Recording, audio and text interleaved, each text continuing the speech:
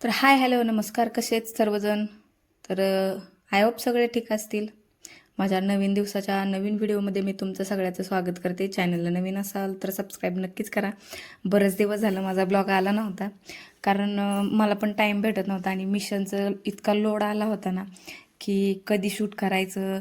आणि त्यातले त्यात आपल्याला म्हणजे मला स्टँड पण नाही आहे की ती मोबाईलला लावून मग ते शूटिंग होईल. मला स्वतःच हातात असा कॅमेरा पकडावा लागतो आणि नंतरच शूट करावं लागतं. त्याच्यामुळं जरा एवढे थोडासा गॅप पडला, 10-12 दिवस झालं माझा ब्लॉग आला नाही.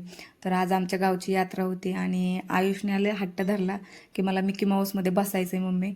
तर अजिंक्य काय आला नाही, कारण उन्हाळ्याचं म्हणजे गरम होत होतं, जास्त ऊन होतं. आणि ह्या असल्या खेळण्यामध्ये अजिंक्य आम्ही त्याला बसवत नाही, म्हणजे माझा मोठा मुलगा आम्ही नाही त्याला बसवत, कारण त्याला चक्कर येते, त्रास होतो त्याला उन्हाने. म्हणून फक्त आयुष आणि आबी दोघंच बसलेत आणि मी थांबले होते खालीच, कारण पोरं इथं मोठी मोठी पोरं होती. त्यांना म्हणलं इकडच्या दुसऱ्या साईडने तुम्ही खेळा, बारक्या पोरांना इकडून खेळू द्या, कारण त्यांना जास्त उड्या मारल्या तर ती हातपाय म्हणजे नाही का असं वाकडे तिकडे होऊन पडतात. त्याच्यामुळे त्यांना म्हणलं साईडला खेळा. तर मग गावात जेवण वगैरे केलं, कीर्तन होतं, कीर्तन ऐकलं. नंतर मग जरासं फिरलो यात्रेमध्ये आणि मग तिथून घरी आलो. घरी आलं तर आमचं काम असतंच, तुम्हाला तर माहितीच आहे, रानातलं काम आम्हाला डेली असतंच. तर काम आलं होतं, असं काम होतं की शेंगदाणे डोबायचे होते. पेरून काय झाले नाही तर आम्ही दरवर्षी खाण्यापुरतं डोबतो, म्हणजेच असं सारे वगैरे काढून आम्ही 5-6 जणी डोबतो. तर आम्ही यायच्या अगोदरच मामांनी आणि भाऊजींनी सारे काढून ठेवले होते आणि हे मामा आहेत माझे सासरेच, तर ते सारे घोळून देत होते आम्हाला. नंतर मग आम्ही शेंगदाणे डोबायला चालू केले.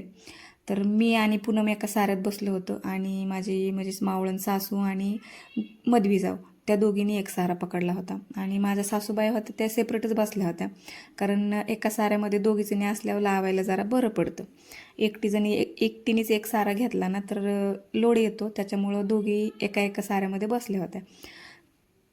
तर थोडंसं पुढं गेलं ना की आत्ता थोड्या म्हणजे आम्ही पुढं गेलो ना की आत्ता लगेच आम्हाला म्हणायच्या, गेला बाई पुढं, मला मागं ठेवलं. तर त्यांच्यासोबतच चालावं लागायचं, म्हणजे सारं आमचं घेऊन चालावं लागायचं डोबायला. मग मस्तपैकी मांडी घालूनच बसलं, म्हणलं थोडंसं त्या मागं राहिल्या होत्या, आम्ही पुढं गेलतो ना, म्हणून मांडी घालून बसलो. मग मी मांडी घातली, पूनमनी बी घातली. तर त्यांचा जीव थोडासा आरी पडला होता की आम्ही पुढं गेले. तेच बोलतात मला की तुम्ही आम्हाला मागं टाकलं बाई, पुढं गेलात तुम्ही. कसं असतं, थोडंसं हसून खेळून काम केलं तरच त्या कामाचं शीन येत नाही. तर तसंच आमचं पण असतं. आम्ही तिघी चौघी 5 जणी जेव्हा रानात जातो ना तर हसून खेळून काम करतो.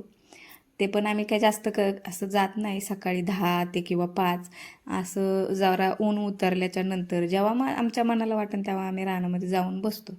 तर बरेच दिवस रानातलं पण काम नव्हतं, त्याच्यामुळं मग आत्यानी 2 दिवस आत्या घरी होत्या, कामाला जातात त्या पण. तर त्या घरी राहिल्या तर म्हणलं शेंगदाणे डोबून घेऊ आपण, म्हणजे लगेच पाणी देता येईल. तर हा बघा अजिंक्य सायकल डायरेक्ट रानात.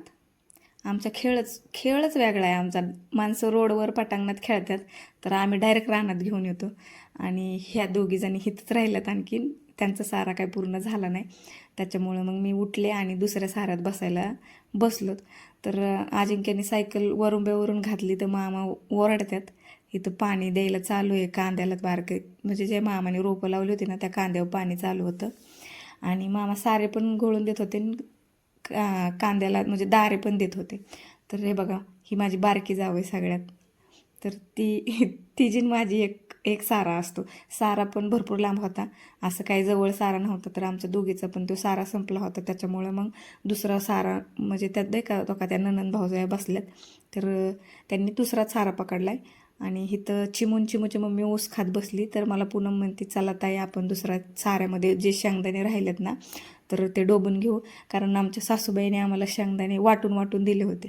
1 किलोचा एक डबा असतो, म्हणजे होता, त्या डब्याने मोजून दिले होते, कारण कुणी जास्त लावू नाही कुणी कमी लावू नाही म्हणून.